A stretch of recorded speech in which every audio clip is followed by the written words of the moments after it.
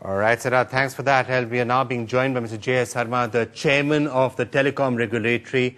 Mr. Sarma, first of all, congratulations for the success of the auction. The sort of money that you've been able to raise, more than 67,700 crores, is this way beyond your expectations? Well, personally speaking, I had no expectations in the sense this is an auction and it's very difficult to predict these prices. So I guess it's been a good auction. It's lasted quite long, and I think it's been a new experience.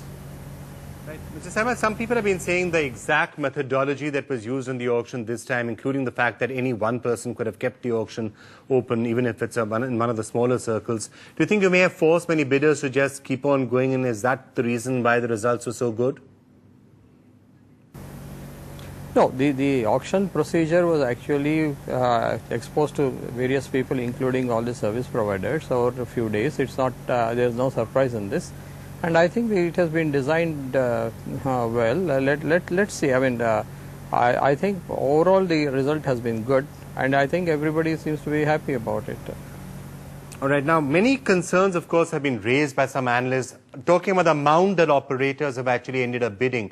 Do you think they've ended up paying more than they would have been justifiable and what the markets can actually sustain? And you as a regulator who want a proper rollout of telecom in the country, is that something that you would be concerned about, that people have just paid too much? Well, quite honestly, it's too early to really say how these prices would translate into in terms of tariff. But as I was mentioning elsewhere, there is a certain saving grace in this, that all operators do not have 3G. It's only 3 operators, or in some places 4 operators who have the 3G services. There are other operators, number of operators who are not having 3G services is still quite substantial. And I'm quite sure that they will continue to offer services. So there is quite a lot of competition, and I don't think there's any cause for immediate worry.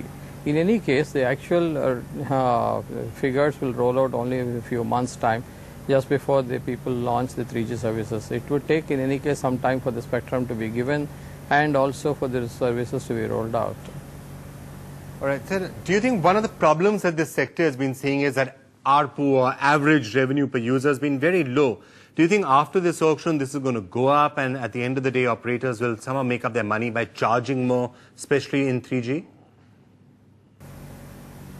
No, I think one should look at various, the fact that firstly the prices are high only in the metros and also the category A circles mostly, which account for a substantial segment of the total 16,750 crores.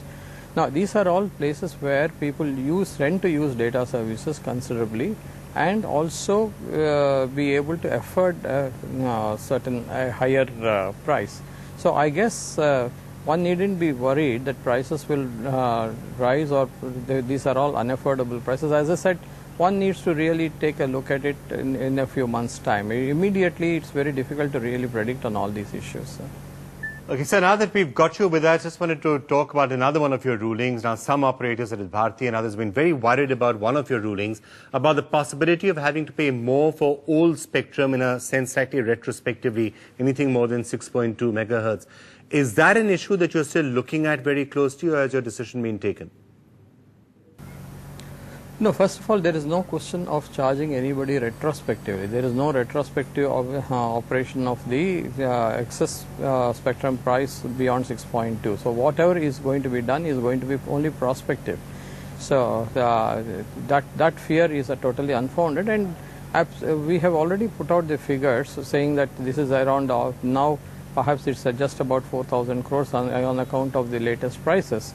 So that's, I'm considering that they still have at least 5 years in various circles, and in some circles much more than 5 years of operation before their licenses expire in the respective circles. I don't think this should be a cause for concern at all. Tuba.com